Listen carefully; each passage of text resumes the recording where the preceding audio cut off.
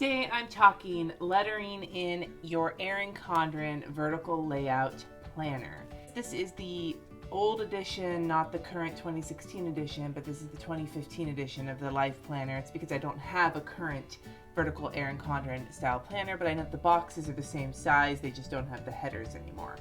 Just a disclaimer. I'm going to be talking about some lettering tips for specific lettering in this kind of planner with this size.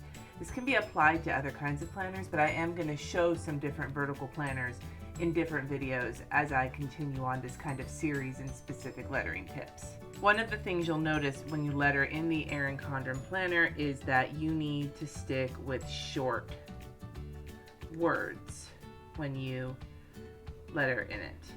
Now you need to stay with short words because you have a limited amount of space before you head into the next day.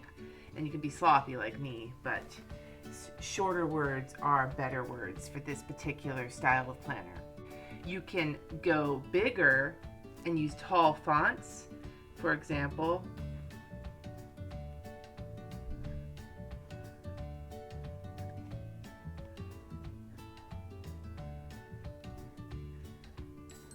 And you can take any of these fonts and dress them up. You can thicken them up to make them bigger. You can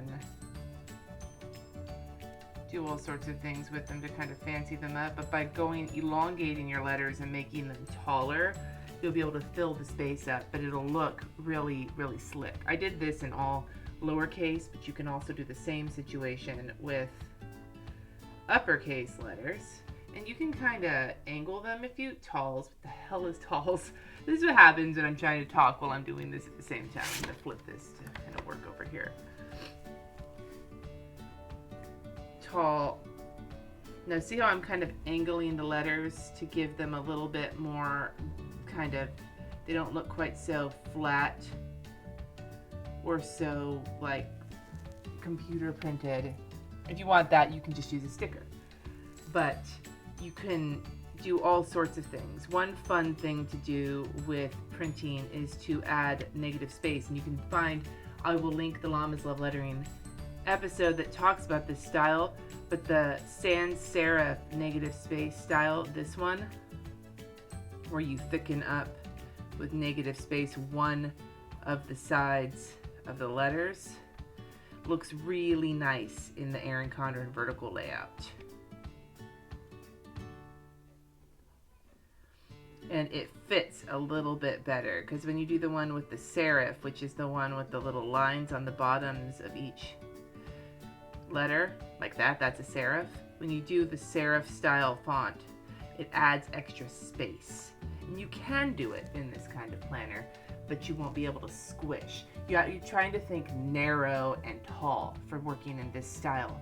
You can do fat lettering if you want to, but you're going to have to think smaller. And to go smaller with this kind of lettering takes a little comfort. And not everybody is comfortable with this kind of lettering yet. So you need to practice this on bigger paper so you feel comfortable going smaller in a planner like this. I'm using a Pilot G2.38 pen, and it's a very fine tip. I suggest this. I use this in all of my planners, but especially if you're working in a planner where you have a very narrow amount of space to letter in, use a finer tip pen. You can always thicken it, but it's going to be easier to stay neat and to make your lettering look cleaner if you're working with something small than if you work with a broader tip. You just don't have the space for it. Now, when you're talking script, there's a couple ways you can do this. You can do kind of a loose, kind of smaller, do something like that, and then go back in and thicken the downstroke. And as long as your words aren't super long, doing this kind of spread out kind of cursive looks pretty nice. If you have longer words that aren't going to fit and you want to do them in cursive, you want to try angling them. If you can give yourself the space in your planner, put them at an angle. Because when you put them at an angle, you can still get it and it'll look really nice. But you can fit them in a little better without looking like you fucked up and went off into the next day. Don't do that. I mean, I do that all the time, but if you're trying to avoid that look, and then you just thicken your downstroke up as you go deeper into it. So the angling of it works pretty well in these boxes. But again, practice on this, or, you know, and screw up. I screw up a whole bunch and I just keep going. And like, no big, it's just your fucking planner. But like, angling it will help when you have, now if you have a super long word, like, I don't know, marvelous. You're gonna have to, when you write it out, I'm hoping I'm spelling this right, you're gonna try and keep, don't be so like large and loopy with it. You wanna try and keep it more narrow. So when you go back in to thicken the downstroke, if that's what you're interested in doing, you're gonna be a little less, like, you're not gonna poof it up as much. You're gonna wanna make it a very subtle thickening so that it doesn't look sloppy and janky. Unless you like the sloppy and janky look, which then, you know, you go for it.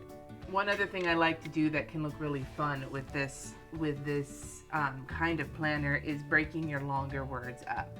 So like, if you want to do big fat letters, but you need to use a longer, you're doing a longer word, then break it up. But do it, I mean, sometimes I've broken words up in my planner because I like screwed up, and then I realized I kind of liked it.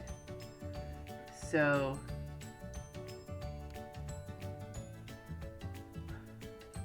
by breaking it up, it looks like you meant to do it like that. And then you can always also layer different styles of fonts in your planner. Like add like some big poofy letters, add some cursive with it, mix it up a little bit, practice with different styles.